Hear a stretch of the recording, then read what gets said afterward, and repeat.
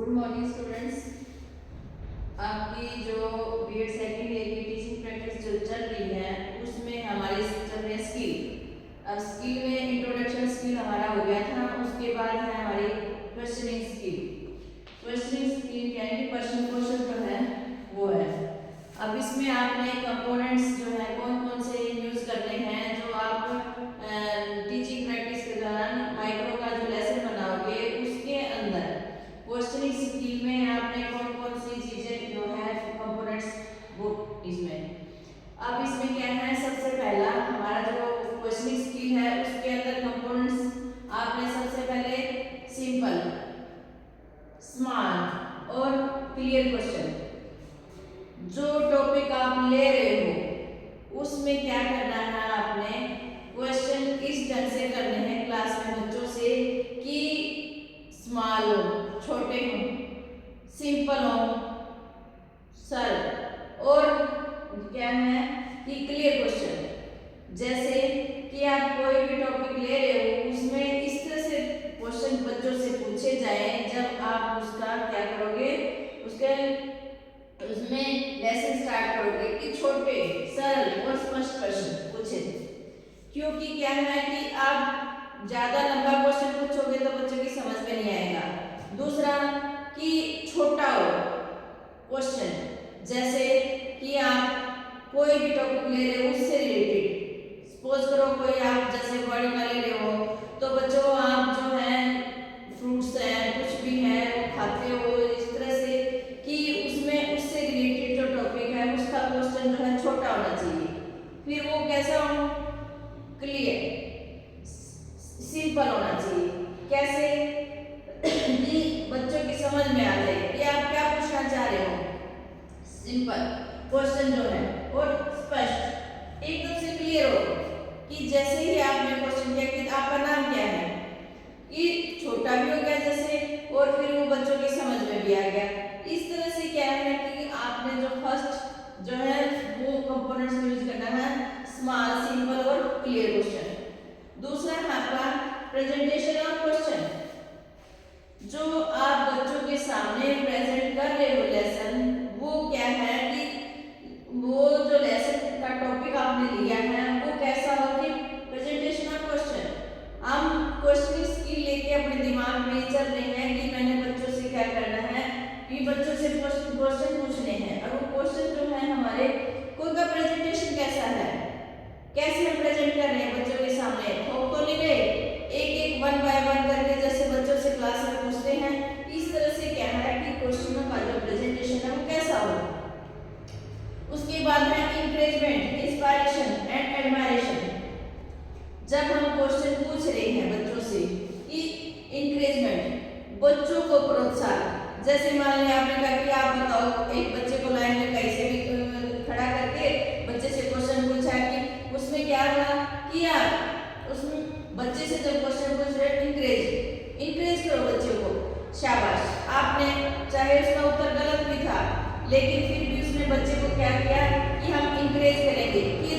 जवाब देने की जो है उसने कोशिश की है, तो प्रोत्साहन जो है हम इंकरेज करेंगे उसको। फिर इंस्पायरेशन, कि बच्चे को जब एक बच्चा जवाब दे रहा है, मान लो उसने थोड़ा सा घुमा फिरा के जवाब दे दिया है, बच्चे आपको उसका क्वेश्चन ठीक नहीं लगा, आंसर जो है ठीक नहीं लगा, लेकिन फिर भी बच्चे ने क्या है कि जवाब देने की कोशिश की है, तो हम उसको क्या करेंगे, प्रेरणा माने, कि बच्चों को दूसरों को मोटिवेट करेंगे कि हाँ देखो इसने जवाब देने की कोशिश की है, थोड़ा सा आप भी वो करो। उससे क्या होगा, बच्चा क्या कि इंस्पायरेशन, बच्चे को प्रेरणा मिलेगी और वो दूसरा बच्चा भी है फिर जवाब देने की कोशिश करेगा। एडमायरेशन, कि जैसे एक ने जवाब दिया, थोड़ा सा गलत दे दिया जैसे भी उन्होंने, लेकिन फिर भी हमने क्या किया कि इंस्पायरेशन, प्रेरणा स्रोत बना गया वो दूसरे बच्चों के लिए। फिर उसके बाद हम क्या करेंगे, उसमें एडमायरेशन, प्रशंसा करेंगे, शाबाश आपने बहुत अच्छा जवाब दिया, आपने जवाब देने की कोशिश की। या फिर जैसे कि बच्चे एक दूसरे से मोटिवेट होते हैं तो इन शब्दों का आपने वहां पर लेसन प्लान के अंदर यूज करना है। फिर है उसके बाद क्वेश्चन फॉर रीडायरेक्शन, बच्चों से एक एक वन बाय वन करके जैसे जैसे क्लास में कुछ बच्चों से हमने क्वेश्चन कर लिए, उस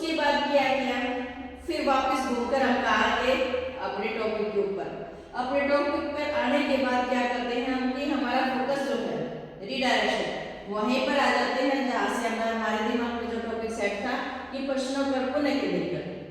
वापिस उन बच्चों का जो दिमाग है वो वहां पर उनका लेके आना है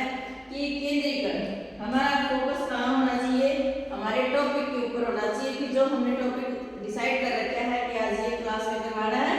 तो क्वेश्चन पूछ कर वापिस वहीं पर आ जाना है। फिर है रीइंस्ट्रक्शन पुनर्निर्देश हम बच्चों से जब बार बार क्वेश्चन कर रहे हैं तो फिर उसको क्या करते हैं फोकस वहीं पर लाने के बाद फिर हम क्या करेंगे रीडायरेक्शन कि क्वेश्चन जो है कि रीडायरेक्शन कहाँ पर लेके आना है कि हमारा जो टॉपिक है उसके बारे में बच्चों को निर्देश देंगे और क्या करेंगे कि बच्चों देखो आज हमने ये चीज जो है इसके बारे में क्वेश्चन किए आपने जवाब दिए अब दोबारा से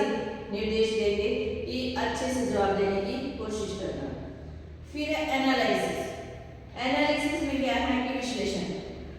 जो हमने क्वेश्चन किए थे बच्चों से उससे आगे क्या करना है उनका विश्लेषण करना है एनालिसिस करना है कैसे करना है कि कितने बच्चों ने जो है सही जवाब दिए किसने जवाब देने की कोशिश की और किसने जवाब नहीं दिए। अब क्या है कि इन जो है क्वेश्चन के ऊपर हमारा क्या होगा एनालिसिस होगा कि एनालिसिस तभी कर पाएंगे जब हम बच्चों से मन बाय करके क्लास में क्वेश्चन पूछते हैं और हमारा टॉपिक फिर वहीं पर आ जाता है कि जो हमने दिमाग में सोच रखा था टॉपिक उसके ऊपर आ जाता है कि हमने टॉपिक क्या ले रखा था कि हमारा जो टॉपिक है उसके अंदर ये जो सारी स्किल है ये स्किल क्वेश्चनिंग स्किल के अंदर ये कंपोनेंट्स आपने यूज करने हैं कि जैसे सिंपल भी क्वेश्चन हो गया उसमें भी स्पष्ट भी हो गया उसका और क्या है छोटा भी क्वेश्चन हो गया इस तरह से। फिर उसका प्रेजेंटेशन की बच्चों का जो है प्रेजेंट कैसे करेंगे एकदम से बच्चों के ऊपर थोपना नहीं है उसको धीरे धीरे करके हमने उस टॉपिक से रिलेटेड बात करनी है और उससे रिलेटेड ही हमने क्वेश्चन पूछना है क्वेश्चन करना है उससे। फिर बच्चों को क्या है जैसे जवाब देंगे